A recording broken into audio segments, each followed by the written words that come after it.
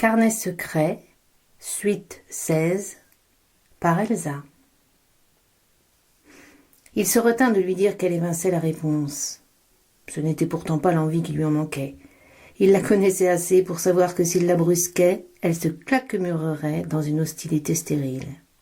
Sans doute lui préparait-elle, sous sa mine à présent indifférente, une argumentation qu'il aurait toutes les peines du monde à battre en brèche. Il la considéra, penchée sur ses bouteilles, silhouette décharnée, accentuée par le noir de sa robe, et son cœur se serra. « Si tu as du scotch, je ne suis pas contre, » répondit-il en essayant de colorer d'une pointe d'entrain sa voix. « Je m'en doutais un peu. Le Porto n'a jamais été ton apéritif favori. » Elle sortit du buffet un flacon 3/4 rempli d'une liqueur blonde, ainsi que 2 verres à whisky, les posa sur la table basse, puis invita son frère à se servir en premier. Elle profita de l'attention qu'il portait à remplir son verre pour aborder le sujet qui le tracassait. « Je ne peux ni ne veux parler à François. Que veux-tu que je lui dise ?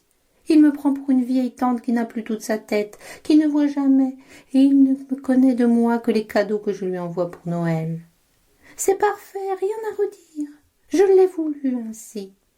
Vous êtes et resterez ses parents adoptifs, les seuls qu'ils connaissent, et qui aient de la valeur à ses yeux. Je ne vais pas bouleverser sa vie du jour au lendemain. Bouleverser, que dis-je ? Plutôt détruire, oui. Lui dire quoi, Jean ? Que sa vraie mère ne sait pas qui est son père ? Que le seul qui aurait dû l'être ne l'est pas ? Je suis formelle, les dates ne concordent pas. Mais qu'en revanche, entre le Blandin et le Waffen-SS Kurtsteiner, il n'y a que l'embarras du choix. Tu souhaites que François prenne sa mère pour une pute ? Il y a des vérités que l'on doit garder secrètes. Il est trop jeune encore, il ne comprendrait pas. Et quand bien même, imagine un seul instant que je découvre que c'est Blandin ou Steiner le type qui est à l'origine des accusations portées contre Ronald. Alors non seulement sa mère aurait couché avec d'autres hommes, mais en plus avec celui qui a prétendu que le seul qu'elle ait aimé, et qui n'est pas son père biologique, était un collabo et aurait fourni des informations stratégiques au Schleu pendant l'occupation. J'ai à l'époque utilisé la seule arme que j'avais, mon corps, pour arracher mon mari à cette usine et aux Allemands. Et François est le fruit empoisonné que j'ai porté 9 mois pour rien. Jean, pour rien. Puisque Ronald est mort. Toi et Louise, vous êtes les seuls à m'avoir soutenue. Pas un instant vous n'avez hésité à adopter cet enfant illégitime et soi-disant abandonné. Vous lui avez donné de l'amour. Vous avez fait de lui un jeune homme civilisé, intelligent et heureux de vivre. Et maintenant tu voudrais que tous ces efforts, les vôtres, les miens, soient réduits à néant. Découvrir que sa vraie mère est vivante et qu'en plus c'est sa tante. Tu crois que cela lui suffira ? Qui s'écriera « Bonjour maman, quelle joie de savoir que ma tati est ma mère !»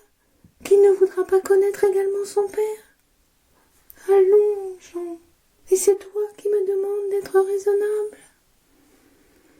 Ses yeux lançaient des flammes, tandis que sa main serrait le verre de whisky à s'en faire blanchir les jointures des doigts. Son frère soutenait son regard, nullement surpris par sa tirade. Il en était même satisfait. Elle venait de lui apporter dans le feu de sa révolte les arguments qu'il attendait pour avancer les siens. « Marthe, je ne te fais aucun reproche, mais tu oublies une chose. Dans peu d'années, François sera majeur. C'est un garçon brillant. Je compte beaucoup sur lui pour le voir un jour reprendre derrière moi la direction de l'usine. Un garçon brillant, mais aussi d'une sensibilité extrême, et il est hors de question de lui briser le moral, de le casser avec des révélations malsaines. Depuis 1 an ou 2, il nous pose des questions sur ses origines. On voit bien que cela le perturbe. Dès qu'il aborde le sujet, il s'en veut et nous demande pardon. Mais tôt ou tard, il voudra en savoir plus. Les conditions de son adoption sont tellement rocambolesques. Un bébé déposé sur notre perron. Il est aussi têtu que toi parfois, tu sais. Et parfois aussi, je le trouve triste, abattu, lui dont les éclats de rire ont si longtemps égayé notre maison. Louise et moi l'avons élevé comme notre fils, et quand Sabine est née, cela n'a rien changé, bien au contraire. Nous formons une vraie famille unie, que je croyais solide, mais il m'arrive maintenant d'avoir des doutes. Je ne veux que rien ni personne ne vienne se dresser entre nous, sauf si des indiscrétions, des rumeurs empoisonnent notre existence.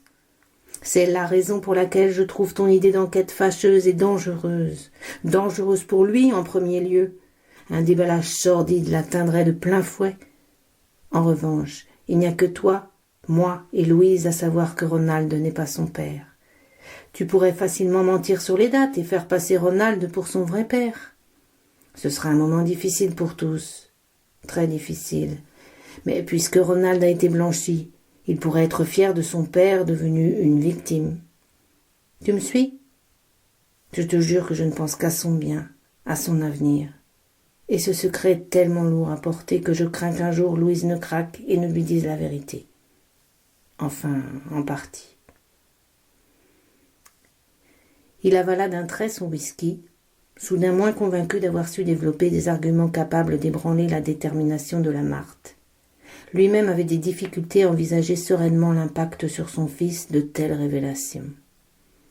L'incertitude occupait son esprit, mais il avait soulagé sa conscience et laissait la décision finale à sa sœur. Là était le but réel de sa visite, et il n'avait pas failli. De son côté, elle l'avait laissé parler sans l'interrompre, sans manifester le moindre sentiment. Il ne savait quoi en penser, sauf de manière confuse que les minutes à venir seraient décisives. Il redouta cet instant, et le calme avec lequel elle prit la parole ne lui annonça rien de bon. Tu veux ajouter un nouveau mensonge à un autre. Tu ne crois pas que François en a déjà son lot plus que de raison. Il faudra que je lui explique pourquoi je l'ai abandonné, et aussi pourquoi, lorsque Ronald a été blanchi, il y a de cela 5 ans, je ne me suis pas manifestée. Pourquoi je n'ai pas été tout de suite lui dire la vérité et le récupérer. Tous ces pourquoi.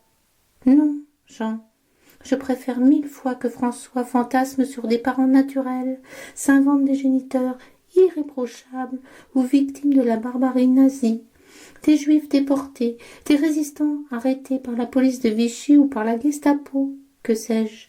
N'importe quoi est préférable à la vérité. C'est François que j'ai vu hier, sans doute en rêve sur le toit de la maison, et son regard en disait long sur la haine dont je le pense capable. J'en ai la chair de poule rien que d'y repenser. Si je t'ai demandé de me trouver le nom de celui qui est à l'origine de la mort de Ronald, à toi et à personne d'autre, c'est justement pour éviter que tout n'éclate au grand jour. Tu es bien entendu en droit de refuser. Si tel est le cas, je sais ce qu'il me reste à faire. Je vendrai cette ferme à laquelle je tiens plus qu'à la prunelle de mes yeux, et avec l'argent, je prendrai le meilleur avocat. Devrais-je le faire venir de la capitale, et là, oui, on en entendra parler, et tout le monde sera éclaboussé. La boue ne demande qu'à se répandre, et n'est guère regardante sur ceux et celles qui seront sur sa trajectoire. Quant à Louise, elle a su se taire pendant 17 ans, alors qu'elle continue à le faire. S'envola alors le peu d'espoir qui lui restait. Impossible de la faire réfléchir. Il lui en voulut aussi du manque d'empathie qu'elle manifestait par rapport à sa belle-sœur. Louise ne méritait pas son mépris. Il garda son sang-froid pour ne pas envenimer la situation et garder la confiance de sa sœur. Et si tu obtiens ce nom que tu cherches tant et qui semble plus précieux à tes yeux que la vérité due à ton fils, qu'en feras-tu ensuite? Cela ne regarde que moi, Jean. À suivre.